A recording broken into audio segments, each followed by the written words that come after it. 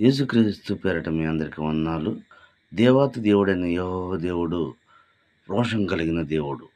ఎందుకంటే ప్రవక్త అయిన ఆకాను దేవుడికి నమ్మకంగా ఉండి వెండి బంగారాలను ఆశించాడు.